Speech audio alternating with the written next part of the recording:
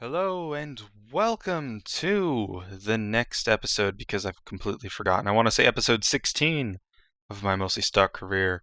We're going to be flying a plane today, actually. Let's hop in the spaceplane hangar and get that started. Now, last time we sent the core piece of our Duna mission up into the atmosphere, or not into the atmosphere, through the atmosphere and into space. And now we're going to be sending the next bit, which are those two small probes, because I find them easiest to dock next. We'll have to find something to do with the miner later on, but what we have is the probe launcher, which is a nice space plane, because we haven't actually used any, or we've used a plane before, but we haven't used a space plane yet, so I figured it'd be fun to do. Now, this space plane, of course, is pretty standard. These are docking, or not docking ports, but cargo bays, and they're what's holding those little probes that I showed you guys last time in here. And of course we'll undock them and pull them out with their RCS when we get there, and then we can of course dock them again. So they're all set up and ready to go. They're in these nice cargo bays, so they don't pose much of an issue. Since they do have the antenna, I needed like 1.5 cargo bays, or a big one and a small cargo bay, so takes away a little room from the fuel that we could use, but it'll be fine. Now because I just thought about it, I'm gonna reduce the monopropellant. Now, this thing, I think it can get back. It should be able to get up and get back easy enough. I did have to test it because KSP changed something on me. Now, this is running in version 1.0.4, which means these things had their thrust reduced, and I think they had their fuel consumption increased dramatically. So because of that, they've changed. Also, this rocket changed a little bit, so it's more efficient in the atmosphere. I don't know if it's total ISP or consumption changed, so hopefully not, because that might mess with my design since I already launched the core stage with one of these things on it. But we'll just have to see once we get the thing built. I don't think they actually changed the consumption, just its thrust-to-weight ratio at sea level. So instead of being 1,000, now it's 1,500. Anyhow, this plane is ready to go, so how about we launch it? Now, the thing about space planes is you need to both have a normal type engine, like a turbojet or a basic jet engine, because you fly it like a plane when you're in the atmosphere. And then once you leave the atmosphere, you fly it as if it were a spacecraft. So what we need to do is take our two actual engines here, and we are going to sit them in the next stage. Now, Valentina is going to be flying this one for us. Of course, these Kerbals are coming back with us in the return stage, so we'll see them, or we'll be landing with them. Now that we're moving at about 100 meters per second, let's pull up and take off. This plane has a little bit of a hard time doing that because it does have a lot of mass on it, but it'll eventually get there. And now we go into a pretty steep climb because we can. Since we have 4 turbojets, we have lots of thrust-to-weight ratio, we can go into about between a 30 and 40 degree climb, which is not bad, at least until we get about 11,000 feet, then we're going to level out. Or 11,000 meters, I should say, not 11,000 feet. So the thing is, the jet engines, the reason space planes are really used is, one, the jet engines are much more efficient, meaning you save fuel when you're in the atmosphere, and two, primarily because it's reusable, meaning that when this thing is emptied, when we've released our payload, basically we go up, we dump our payload in space, and then we come back and we recover everything. Whereas instead of dropping off stages or losing parts in the process, we actually get to keep everything that we send out, which means we get a lot of return funds. Now, in KSP, they work pretty well. They're definitely not as efficient because they can't have higher payloads, and since funds really aren't too much of an issue. In career mode, at least the career mode that I'm in, which is a pretty easy difficulty, it's not too much of a problem. Although I bet in a harder difficulty, space planes would be incredibly useful since fuel is very cheap, even in Kerbal Space Program, and the engines really aren't. I think these engines cost several thousand funds. They might even cost more. I should probably check the total cost of this plane after this launch so we can actually see how much this thing is worth. To see, of course, how much we're recovering once we've dropped off our stages. Something that's also kind of neat about the pilot seat view, I found out if you double click on the center, you can actually look at your Kerbals. Now, Val is of course very happy. She's always very happy. That's just her character. So we will let her be very happy. And I think Ludemy, I believe, is our engineer there. He seems a little concerned. That is Ludemy, right? Yes, it is. Ludeny, not Ludemy. But he's a bit concerned. But he's not the pilot, so nothing to worry about. Val has this handled just fine.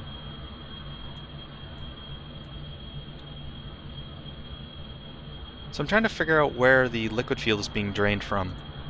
I think it gets drained from anywhere that has liquid fuel, just kind of evenly, instead of having it drained from stages now. That way I think it's so that the center of mass doesn't shift on your space plane while you're flying it. So the only thing I don't like is we're drifting a little bit, and this really can't be helped. But we're drifting to the right a little bit, and I don't really want to drift to the right, so I'm just going to tilt a little bit and try and bring my vector back to going straight east. Now, one thing that would have been helpful is if we actually thought about our encounter and actually called to encounter, since I have no idea where our target is. Let's see, that's our target, so it's quite a ways in front of us. If we go lower than it, we should be fine, because we can just catch up. Of course, we still have to get out of the atmosphere first. So we speed up a little bit, going flat, and then we'll go up again. The trick with these engines is the fact that the faster you're going, the more thrust they have. Which means if you speed up some, going flat, if you seem as though you can't climb up, just go flat for a little while, don't lose altitude, but let yourself speed up, you'll get more thrust, and that'll allow you to start climbing again. So we have more thrust now, so we can actually begin to climb a little bit more. We can keep increasing the slope until, of course, we get to the height where we just want to gain speed. And once we get there, then that is where we start to try and transition into space. And we'll probably be using Flight Engineer to help us out with that. Since Flight Engineer is a great tool, and since Ludemy is an engineer, we get to have access to it. I'm not sure if I'm going to keep Val up in the station, or Ludemy up in the station. I think I'll bring them both back, but we'll see. I might want to actually bring Bill back so that he can get some more experience later on, because we need a level 3 engineer to repair those wheels on the rover, and we do want to bring the rover. So we're going to have to get an engineer at level 3 somehow. If it's just doing flybys of the moon, of Minmus, maybe escaping Kerbin and coming right back. There's a lot of ways that we can get an engineer some experience. So we're not high enough in the atmosphere to be going this fast just yet. Well, we're safe at our altitude and our speed, but we do want to get higher in the atmosphere. What really determines how high you should go in the atmosphere with the jet engines is your intake air. So when you're basically running about at a half intake air, that is when you should start to just fly level and gain speed. Because as you gain speed, you'll slowly gain altitude, and eventually your intake air will drop to 0. But if it's any less than half, you have run a risk of multiple engines flaming out. Like, I've had issues with this one actually flaming out for some reason before the other ones when I did this test launch earlier to make sure that these engines' fuel consumption wasn't too high that this thing couldn't get into space. But there we go. We're actually gaining a lot of speed now, moving at almost 600 meters per second. About this time, we can't really worry too much about our yaw, so just have to leave it the way it is and keep rising. Now I do want to have a little bit of a steeper incline because we're approaching our transition stage. We still need to be going faster, but we're a little too low in the atmosphere, which means heat might start to affect us. Hopefully our climb will be good enough as we gain speed. It should be. So we'll just keep going. These should be perfectly fine for intake air since we still have plenty of it, so I'm not worried about them flaming out. They are losing thrust because of the altitude though, so once we start to lose speed, then that is when we need to kick on the other engines. As you can see, we're still actually gaining a lot of speed. Even though these things' thrust is going down, the atmosphere is much less resistant to us. So that's why. Yeah, you can see it right here. This one's at about 100 thrust less than the other ones, and I don't know why that engine is at such a lower thrust. But it shouldn't affect us too much. Okay, we're at 16,000 meters, and we're about to go for our final kind of transition, which is where you want to increase your angle of attack dramatically upwards and turn on your other set of engines. And we're going to do that at pretty soon. Probably, since we're gaining speed much slower, we'll do it very, very soon. Let's see, when our intake air drops too low, just before flame out really, or if something with these engines happens. So we're not gaining speed too much more. I'm just kind of preparing for the transition. We'll probably do it at, let's say, 18 kilometers here.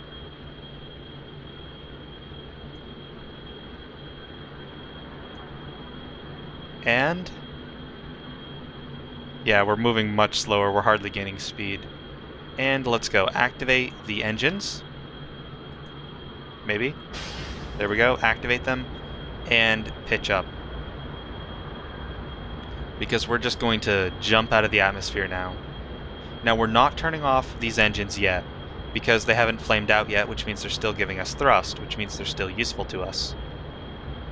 So we're just going to pitch up some, not too much so that we lose control of our craft, but enough to start getting out of the atmosphere.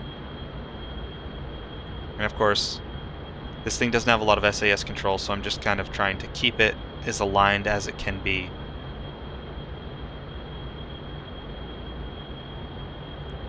Now we stopped gaining speed when we're moving out of the atmosphere, but soon we'll start gaining speed again. As you can see, we are gaining speed yet again, and we're going to get ready to disable our jet engines because we don't need them anymore.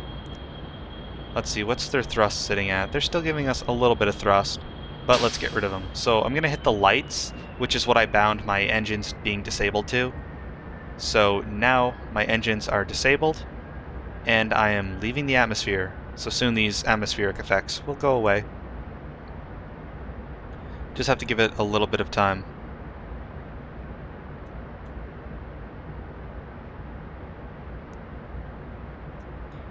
Now, I could have gone steeper when I actually tried to exit the atmosphere. I probably should have gone steeper, but I was too busy controlling its yaw and its roll that I wasn't trying to keep going. I didn't try to keep myself more up.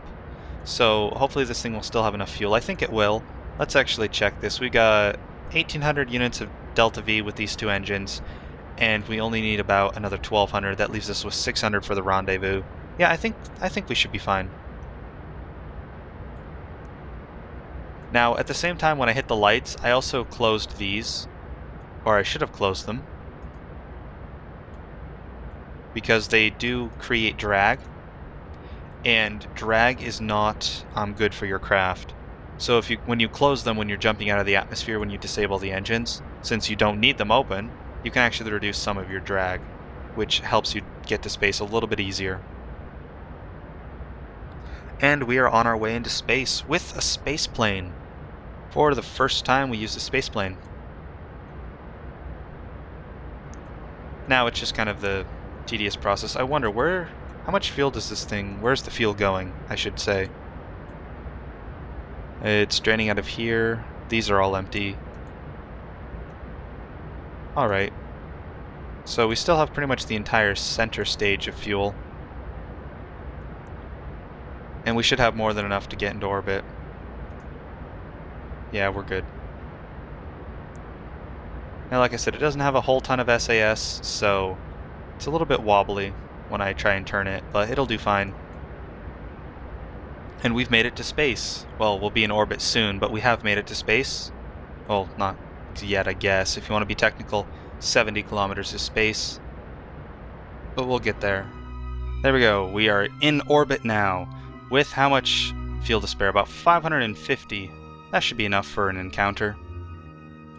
Should be. We can always steal a little bit of fuel from the probes, since those will get refueled eventually. And I say eventually very lightly, because we do plan to refuel our station here. Now let's see. This is our target. It is quite a ways away, actually. So we're going to have to do some significant time acceleration. But let's actually take a look at maneuver, since we can close this now. Now when we actually maneuver, what we're going to do is we will increase our apoapsis to match our target, which will essentially look something like... Let's see, where should the encounter take place? Well, we're actually a little uneven, so if we move this over to... Oh, we'll just delete it, I guess. If we move it over to the ascending node, or descending node, doesn't matter which one, and we align our orbit, so we do this, just burn normal a little bit, and we make sure our orbits are aligned. Then when we actually encounter the target orbit where our apoapsis hits it, then we will get these encounter lines. As you can see, we got a bunch of encounter markers. Then what we can do is we can right-click on our node and just tell it what's it look like in the next orbit. And we can keep asking, what does it look like in the next orbit, in the next orbit, in the next orbit. And now we have intersect number 2, 60 kilometers apart. Well, let's right-click our node again and start shifting it around, see if we can't make that intersect a little closer. Well, it doesn't look like actually moving it's going to have much of an effect. So what about changing the amount of delta V we put into the node? That looks like a pretty good encounter. Oh, it just disappeared. Let's see. The intersect is a little off. I'm trying to stabilize that. Oh, we just burn radial out a little bit and that stabilizes. Intersect 1 is 27 kilometers apart. Let's see if we can't make that closer.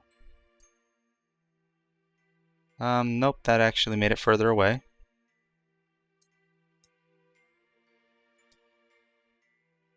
So maybe if we burn radially in, 13 kilometers, 5.2, 7.8, so we were better off this way. Let's go back. So 5 kilometers apart. And I don't think we can get it much closer than where it is currently at. Nope, we're only making it further away from 5, so we'll leave it at 5.1. That'll be our encounter. We just had to click on the node, but this is of course in 2 hours and 42 minutes. This is not the next orbit. So this is going to take a couple minutes to actually get in position for, and we'll be back when we actually will get there. And there we go. This should be fine. About 150 meters. 0.4, we can do a little better than that, I think. There we go, 0.1. That is definitely good enough. And there we have it. That is our target. We are here. Now, I don't want to show the docking. I kind of want to let that have its own episode. So how about I do the docking and then we'll return the plane, since I'm sure we want to see the plane return. We'll keep the plane in its own episode. So yeah, I'll be back in a second when I've docked these. I'll keep the footage recorded. It'll be a little awkward, but I'll keep it recorded. We'll do that next time, actually show it, but we'll show the plane return this time. So I'll be back once the docking's done, although I'm actually going to record for the next one. So yeah, you might understand. You'll get it when you see it. So I honestly think I will confuse you in the next episode. But we got our 2 things docked. I talked about it in the next. I talked about it past in the future. This time travel is pretty intense. But we'll close both of these since we got it all docked. Like I said, I hope this thing is stable enough. Just to be safe, I want to figure out where all my fuel is. So it looks like it is all in this tank, or these 2 tanks, I should say. So I want to actually pump as much as I can in the very front. So we'll say in. And we'll grab this one as well. And the reason I'm doing this is because I hope this thing is stable. I honestly don't think it is stable, but hopefully this will let me tell. And then of course I'm going to use this one. And I'll say in for all the oxidizer. That way all of my mass is about as forward as I can get it. I suppose I could put the oxidizer up in these 2 to make it even more forward. which might actually be a good idea. So let me just pump my fuel around. We'll click on this, we'll click on these two, and we'll say oxidizer out, and that will fill up these two evenly, so we're still balanced, but at least we are able to... Hopefully we'll be able to keep this thing stable enough to land it, since I actually haven't tested the re-entry. Which, because I haven't tested the re-entry, how about we do something pretty intelligent once we get this last thing done. Let's quick save in case this doesn't work, because then we'll need to rescue these people. So, still considering if I want to bring Bill back or not. Do I want to bring Bill or Ludemy back? Bill's going to be our high-level engineer, so let's bring him back, I guess. We'll take care of that right now. We'll EVA Ludemy, and we'll just go bring him over. It's only about 1 kilometer, not too much distance for an EVA in Kerbal. No. And I was actually concerned for a second that we might destroy something, or destroy Bill, because we kind of hit that moving rather quickly. That should be good, since we're going back. And now, we're not going to use these engines anymore, so we will shut them down. Shut the other pair down as well. And toggle the lights again, so those 4 engines will come on. And I think we still need to open these intakes. Yes, we do. I must have put these intakes on after I set the action group. I'm pretty sure these ones have been listening to me pretty well. There goes our 2 docked vessels onto that thing, which you guys will see next time. And it's time to just go back into the atmosphere now. Now we do want to hit the atmosphere as if we were flying. So we are going to just kind of imagine we were flying down in the atmosphere and point in the proper direction for when we actually go down towards it. That way we can hopefully kind of grip the atmosphere and gain control sooner versus later. Of course, we do need to do some significant slowing down before we descend too much. So all of our oxidizers still in the front tanks. I don't want it moving, so we're going to lock it so it can't move anywhere. And all of our liquid fuel should be in that very forward tank, which it is, so hopefully we have as much control as we're going to get. We've got 350 units of liquid fuel. I'm not sure how much we spent getting up here, but I'm pretty sure it was much more than that, although we are landing, so we can use mostly gravity to deal with our landing. Let's see, where is the general location on where we might land? Actually, if we play this right, we can land at the Kerbal Space Center. Possibly. Possibly being the key word for this scenario, because we don't quite get it. Now, when you're initially entering the atmosphere, you probably want to enter it pretty vertical. You do not want to be facing your prograde vector. And the reason for that is if you're facing your prograde vector, then that's the least drag that you will have on your craft, which means you'll just slip through the atmosphere very easily. And if your periapsis is too high, you might actually just slip through the orbit and go back into space. So you want to have a very high angle of attack or a very large deviation from your prograde vector based on where you're facing, such as my craft is now. It's facing a good distance away from the prograde vector, which means that there's a lot of surface area that the craft is being forced to drag through the atmosphere, which is going to slow us down faster. So that is why you want to have a large angle of attack. Now, it's preferable to have your angle of attack up so you're facing toward space, because if you face down toward the planet, you will fall faster, and sometimes falling faster is hard to actually get out of the dive if you start to dive. So it can be very dangerous if you're not careful on what you're doing, or if your craft doesn't have a lot of controls, such as this plane doesn't have a lot of that. So while I'm looking at it, I do want to make a little bit of a mention as to why we go belly side down, and we kind of look like we're going up or we're going to take off. And that's because of your vertical speed mostly. If you watch, as I point more towards my current vector, where I'm currently heading, what you're going to notice is my vertical speed is going up very quickly. And the problem with having your vertical speed go up so quickly, or go down so quickly, I mean, meaning you're falling faster, is that the faster you fall, the less likely you are to safely make it out.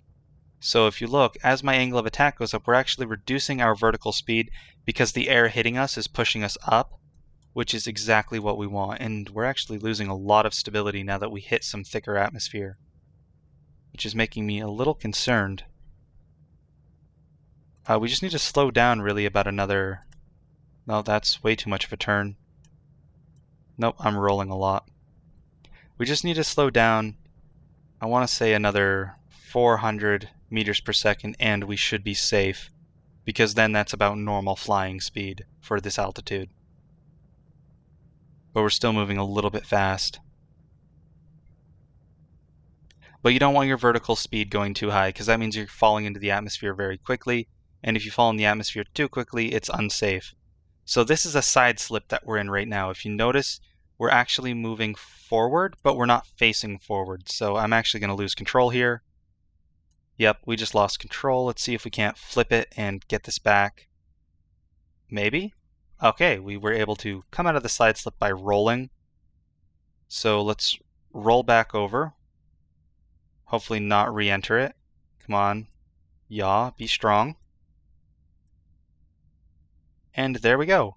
We are now, I'm going to say safe, even though we're not, that's not the right word, since I wouldn't say we're exactly safe. I'm actually turning on my engines right now, not because I want thrust, but because I need electric charge. I just about ran out, and I want to make sure I don't run out, otherwise I'll lose most of my control ability. So we need to pull up.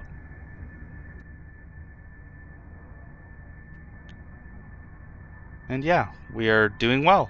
So we've made it back into like normal flying speed. We're pretty stable now because we have the engines on, which means they're providing us with thrust in the direction we're heading.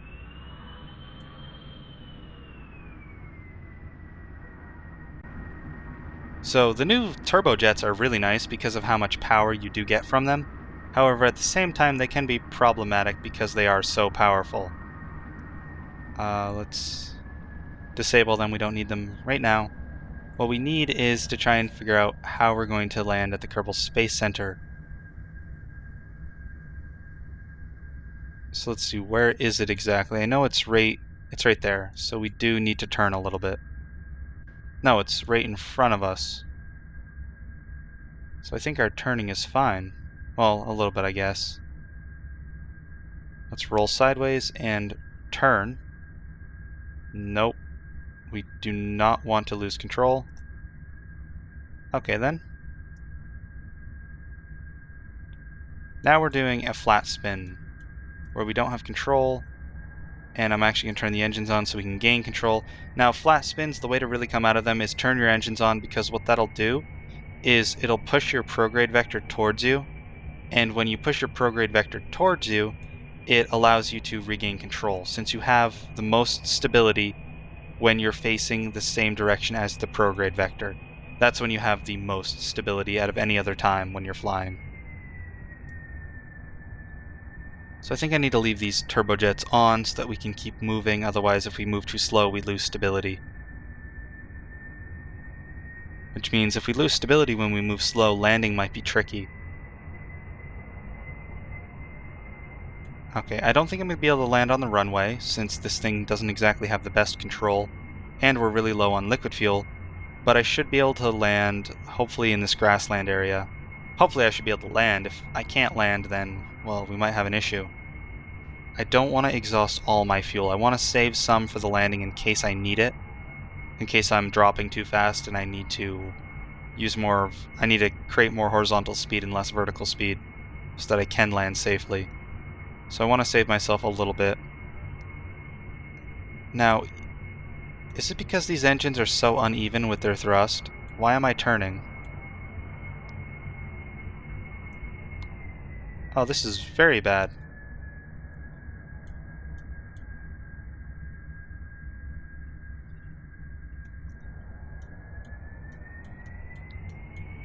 Okay, I didn't want to close that. So what we need to do right now So we need to stop spinning uncontrollably.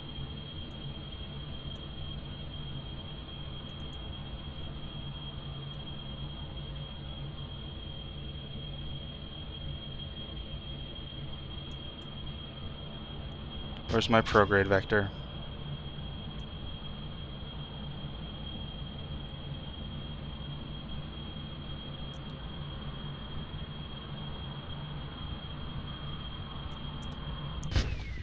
This thing has terrible control. Come on. Okay, stop moving. So what I need to do right now is pull up. And I need to do so in a way that isn't going to get me killed. Let's see, can we do this? Okay, we have control. This is all I wanted, was a little bit of control of this plane. And now I have finally gotten it. So I'm not sure why it's so unstable right now. It's probably because it's really light and it's meant to be heavy. It's meant to have quite a heavy payload. So what we're going to try and do is just flatten out, and we're going to land. We have no fuel left. We can't do anything. We have a little bit of oxidizer. And all we're going to really attempt is to just land as we are. Hopefully, we will be able to make it past this hilly area that looks like it's going to completely kill us. But we'll have to see. I just want to really make it past this mountain ridge. That's all that I'm really concerned about. If I trusted this thing's ability to turn a little bit better, then I would try to turn, but it really is against turning for some reason. Actually, we might be able to do this. Can we turn? Because if we can turn to go this way, it looks much safer. So good thing we have Kerbal Engineer, because our altitude is really low, even though it looks like we're pretty high up. So we're going to be landing right this way. This is entirely how you want to land a spaceplane. No, you want to land on nice flat terrain, but we'll see what we can do with what we've been given. Okay, this is our angle that we're going to come in. We're going to actually make sure we're pointing down, because we want to be able to kill off our vertical speed when it becomes time to actually kill it off. And we want to actually fall a little faster. No, keep control.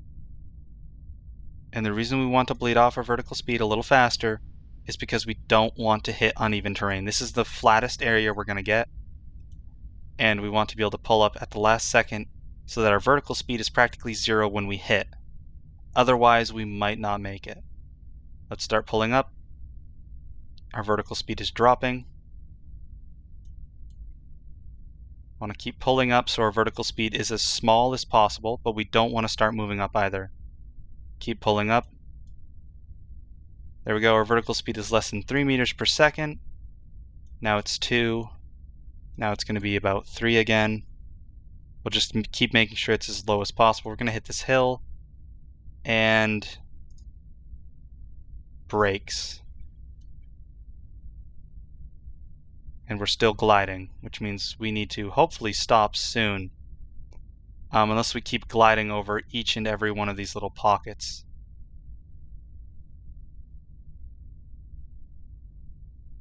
Nope, let's not roll over. Maybe the brakes will eventually work one day. Okay, it looks like we made it. We have successfully landed in what, the mountains? Where are we? Highlands, not the mountains.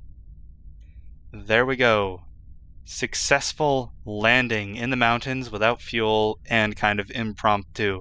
I was honestly believing that I might have to retry this because I thought we were going to lose some Kerbals. But there, a little bit of excitement. So, yeah. I guess we will end it with this successful landing and the recovery of these guys. Episode 16 of my mostly stock career. I thank you all for watching. I hope the plane landing was a little entertaining. It was pretty fun that I was actually able to do it correctly and survive. So, like I said, thanks for watching. This is PTT GRW signing out.